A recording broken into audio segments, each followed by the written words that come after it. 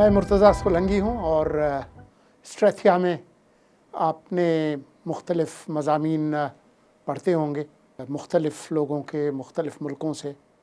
आज हम बात कर रहे हैं एक ऐसे मौजू के हवाले से जो पाकिस्तान में तो है ही, लेकिन इस ख़ित्ते में और दुनिया भर में आजकल बहुत ज़ोर व शोर से उस पर गुफ्तगू होती है। वो है सोशल मीडिया का रोल और उसके असरात। वैसे तो इंटरनेट 90 की दिहाई के शुरुआत में आया, लेकिन सोशल मीडिया का जो बाकायदा आगाज़ है वो 2000 के बाद से ही शुरू होता है। ट्विटर जो है वो 2008 और 9 में आ गया था। इससे पहले फेसबुक और माई स्पेस वगैरह इस तरह की चीज़ें आई थी, लेकिन जो इसमें तेज़ी आई है वो 2010 और 11 के बाद है और अब हम आर्टिफिशियल इंटेलिजेंस के दौर में दाखिल हो चुके हैं। जो टेक कंपनीज़ हैं, जिनको टेक जायंट्स भी कहते हैं, वो एक तरह से इतने ताकतवर हैं। ये वो प्लेटफॉर्म्स हैं जिस पे करोड़हा नहीं बल्कि कई अरब व्यूज़ और इंटरेक्शंस हर रोज़ होते हैं। तो उसकी वजह से अब ये एक बहुत बड़ी एक ताकतवर प्लेटफॉर्म्स बन गए हैं। पाकिस्तान के अंदर हम ये देख रहे हैं कि ख़ास तौर पर 2005-06 के बाद जो वकला की तहरीक थी, उसके बाद हम देख रहे हैं कि सोशल मीडिया का एक रोल शुरू हुआ है। लेकिन ख़ास तौर पर जो पिछले 10 साल हैं उसमें सोशल मीडिया का एक बड़ा एक अहम किरदार रहा है। अब क्योंकि सोशल मीडिया मोनेटाइज हो गया है, इसका मतलब ये है कि जितने किसी प्लेटफॉर्म पे व्यूज़ हैं उसी एतबार से उनके पैसे ज़्यादा बनते हैं। तो ये एक मल्टी बिलियन डॉलर जो है वो एक इकॉनमी है। और पाकिस्तान के अंदर हमने पहले देखा कि जो इनफरादी तौर पर जो व्लॉगर्स थे उन्होंने उसको मोनेटाइज़ किया। अब इस दौड़ में जो मेन स्ट्रीम टीवी चैनल्स हैं वो भी शुरू हो गए हैं।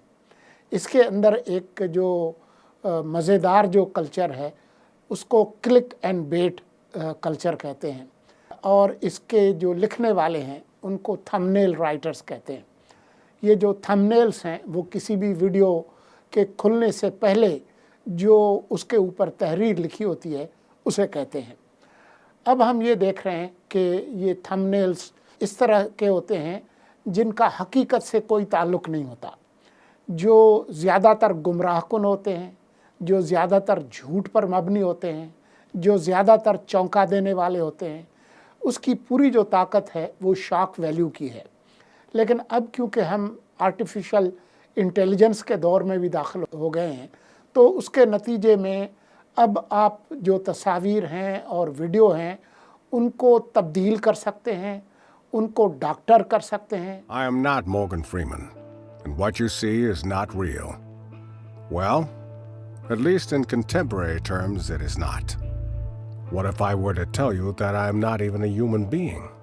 अभी तो ये हो रहा है कि वो लोग जो जेल में बैठे हुए हैं उनकी तकरीरें चल रही हैं, जो लोग ज़िंदा नहीं हैं उनकी तकारीर चल रही हैं। अभी इसी महीने इंडिया के अंदर इलेक्शंस हो रहे हैं और अभी से ये हो रहा है कि वो सियासतदान जो कई साल पहले मर चुके हैं उनकी वीडियोस जो है वो आ रही हैं और वो किसी की हिमायत और किसी की मुखालफत में बोल रहे हैं। ये एक बहुत ही खौफनाक एक कल्चर जो है वो पैदा हुआ है। पाकिस्तान क्योंकि मुआशी तौर पर ख़ासी मुश्किल हालत में है पिछले कई अशरों से, ख़ास तौर पर पिछले 10 साल से, तो उसकी वजह से यहाँ पर एक सियासी भूचाल भी है। मुतनाज़ा इलेक्शंस होते रहे हैं, पहले भी 2018 के भी, और अब ये जो 2024 के इलेक्शंस हुए हैं उसे बुनियाद बनाकर मुल्क में मज़ीद अदम इस्तेहकाम पैदा करने की कोशिश की जा रही है। जहाँ तक आज़ादी इज़हार का ताल्लुक़ है वो हमारे आइन के अंदर दर्ज है। आर्टिकल 19 इज़हार आज़ादी की ज़मानत देता है, लेकिन उसे महदूद करता है कि आप یہ چیزیں نہیں کر سکتے آزادی اظہار کے نام پر۔ مثال کے طور پر آپ عدلیہ کے خلاف کوئی بہتان تراشی نہیں کر سکتے، آپ فوج کے خلاف کوئی بہتان تراشی نہیں کر سکتے، آپ جو برادر ممالک ہیں ان کے خلاف کوئی پراپیگنڈا، کوئی گمراہ کن چیزیں نہیں کہہ سکتے۔ یہ چیزیں محدود کر دی گئی ہیں۔ تو دنیا کے اندر جہاں کہیں بھی ہو، آزادی اظہار پر جو ایک ریشنل، ایک عقل مندی کی بنیاد پر کچھ قدغن جو ہے وہ ہر جگہ ہوتے ہیں۔ آزادی اظہار کے نام پر آپ کسی کی کردار کشی کریں، ان پر جھوٹے الزام لگائیں، یہ ممکن نہیں ہے۔ برطانیہ میں، امریکہ میں، دوسرے بہت سارے ملکوں نے جو حتیٰ کہ عزت ہے اس کے حوالے سے بہت سخت قوانین بنائے ہیں۔ اس وجہ سے وہاں پر مین اسٹریم میڈیا ہو، سوشل میڈیا ہو، وہاں پر اس طرح کی چیزیں چل نہیں سکتی۔ لیکن ہمارے ہاں ایک بالکل بغیر کسی روک ٹوک کے یہ سلسلہ جاری ہے، جس کے نتیجے میں ایک بہت بھونچال پیدا ہوا ہے، اور اس کے نتیجے میں جو جھوٹ اور بہتان تراشی جو ہے وہ بہت زیادہ تیزی کے ساتھ پھیل رہی ہے، اور اس کے نتیجے میں جو سیاسی عدم استحکام پیدا ہو رہا ہے وہ موجود پہلے سے جو معاشی بحران ہے اس کو سنگین کر رہا ہے۔ تو اس کا ادراک اب سوسائٹی کے اندر ہو رہا ہے، حکومت کے اندر بھی ہے، میڈیا کے اندر بھی ہے، لیکن کیونکہ ایک گنگا بہہ رہی ہے بہتان تراشی کی، تو اس میں آپ دیکھیں گے کہ اب صرف یہ جو شام کے جو ویلاگرس ہیں صرف وہی یہ کام نہیں کر رہے، بلکہ جو مین سٹریم چینلز ہیں جن کی جو ایڈورٹائزنگ کی جو ریونیو ہے وہ کم ہو رہی ہے، وہ اب اسی کا سہارا لے رہے ہیں۔